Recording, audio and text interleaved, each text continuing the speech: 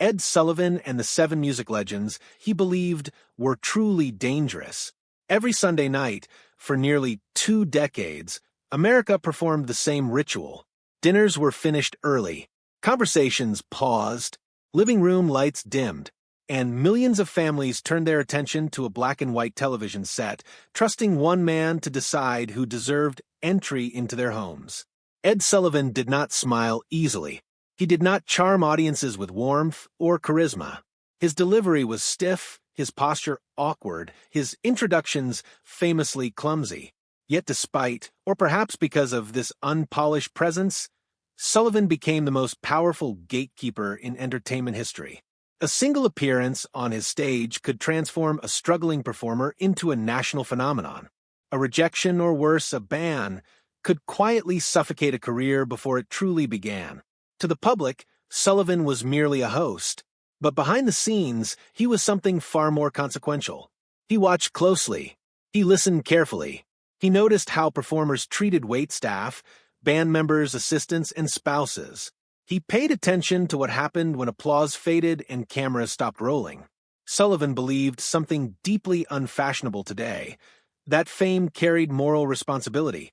And over time, he became convinced that some of the biggest stars of the 20th century possessed not just flaws, but something far darker.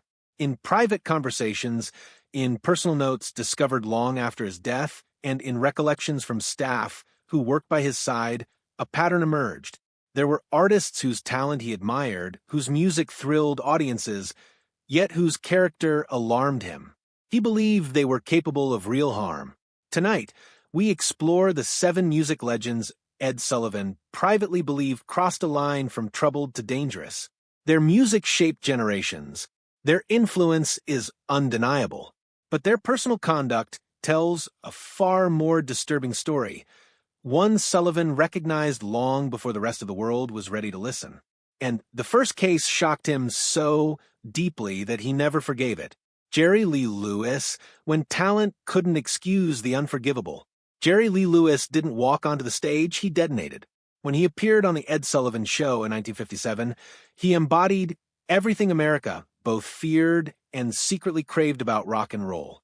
He pounded the piano as if challenging it to survive. He kicked benches aside, stood atop the keys, and howled lyrics with reckless abandon. They called him the Killer, and for a moment it felt prophetic in the best possible way. Lewis wasn't just successful, he was explosive.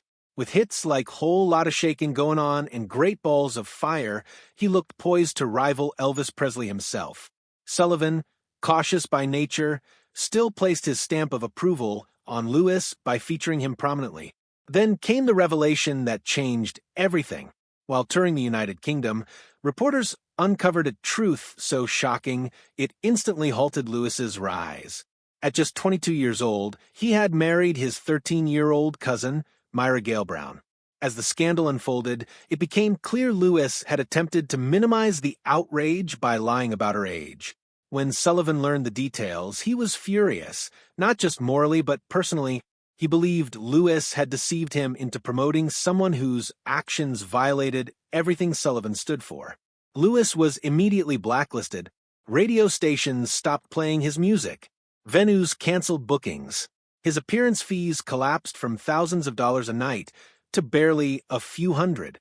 A career that once looked unstoppable disintegrated almost overnight.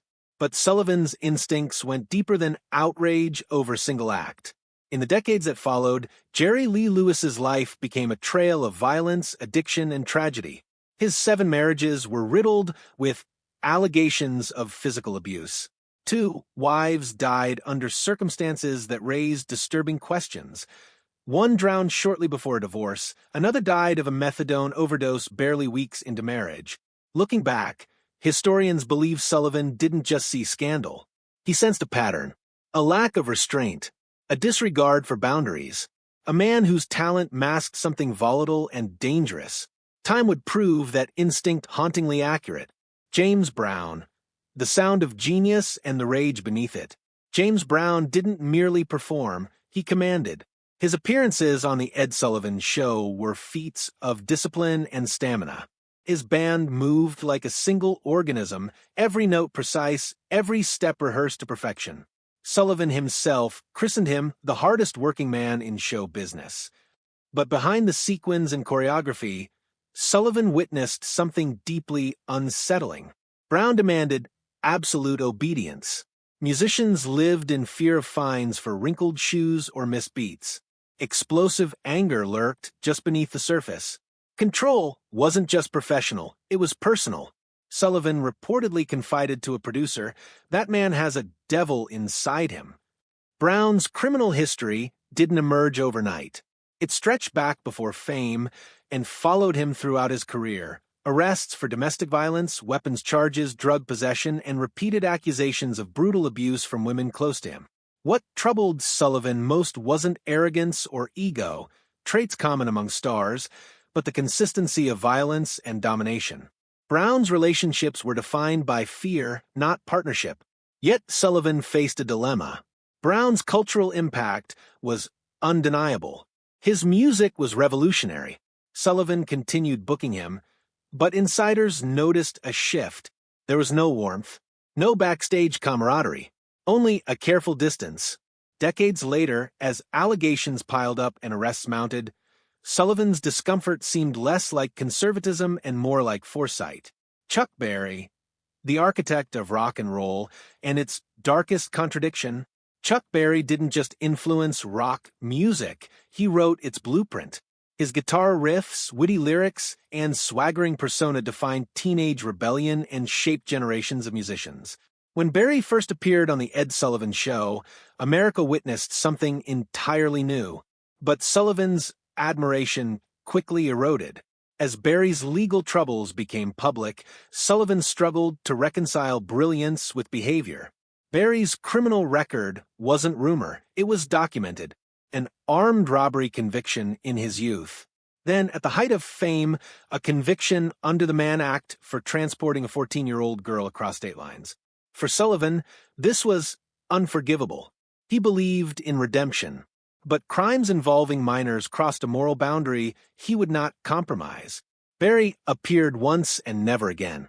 The years that followed only deepened the contradiction. Berry returned to music, but legal troubles continued. Tax evasion charges and later, lawsuits alleging women were secretly filmed in a bathroom at a restaurant he owned. Sullivan had been forced into a question that still echoes today. How do we separate art from artist when the artist's actions are this disturbing? Elvis Presley, The King, the Crown, and the Uneasy Power of Worship. Elvis Presley didn't just change music, he transformed American culture. His appearances on The Ed Sullivan Show drew record-breaking audiences. Parents panicked. Teenagers screamed. A nation felt something shift beneath its feet. Sullivan initially resisted booking Elvis, disturbed by the singer's provocative style. When he finally relented, the infamous decision to film Elvis only from the waist up became legend. But Sullivan's concern ran deeper than hips. He watched the crowds. He studied the devotion of teenage girls. What unsettled him wasn't rebellion, it was imbalance. The near-religious worship of a grown man by young, impressionable fans. Unlike others on this list, Elvis had no criminal record. But his personal relationships raised questions. Priscilla Beaulieu met Elvis at 14.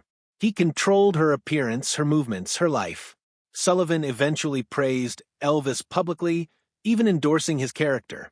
Yet privately, staff recalled lingering unease.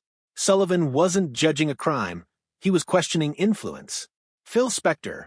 When brilliance turned into a loaded weapon, Phil Spector reshaped pop music without ever stepping into the spotlight. His wall of sound changed how records were made, creating emotional intensity unmatched in its time. Yet, Sullivan refused to feature him. Something about Spector disturbed him profoundly. Stories circulated of guns in recording sessions, of artists intimidated and controlled, of erratic behavior that went beyond arrogance. Years later, Ronnie Spector would reveal the horrifying truth. She was virtually imprisoned, threatened with death if she left. Sullivan's fears would culminate decades later when actress Lana Clarkson was found dead in Spector's home. He was convicted of murder and died in prison. What Sullivan sensed early was not eccentricity, it was danger. Ike Turner. Control hidden behind perfect choreography. Ike and Tina Turner were electric. Their performances crackled with energy and precision. Tina's voice was thunderous. Ike's band was flawless. But backstage, Sullivan noticed something chilling. Ike watched Tina constantly, controlled every aspect of her life. Sullivan developed a warm relationship with Tina and a cold, deliberate distance from Ike. Years later, Tina Turner's escape would expose years of brutal abuse, beatings, threats, humiliation, terror.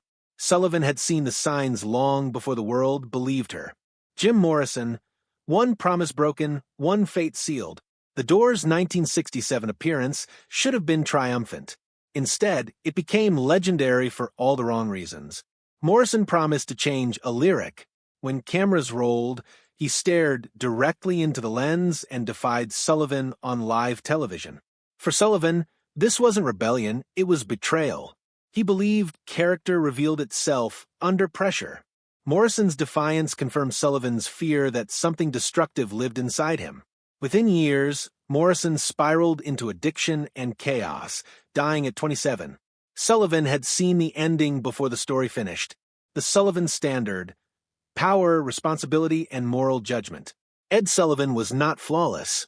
His values reflected his time. Yet, he believed something radical, that fame demanded accountability. He saw himself as a guardian of trust. When performers violated it, he acted, not perfectly but decisively. Decades later, his instincts appear unsettlingly accurate. In a world of unlimited platforms and algorithmic promotion, Sullivan's role feels impossible. Yet his questions remain urgent. How much does character matter? Who decides where the line is drawn, and what responsibility comes with influence? Ed Sullivan answered those questions alone every Sunday night. History continues to decide whether he was right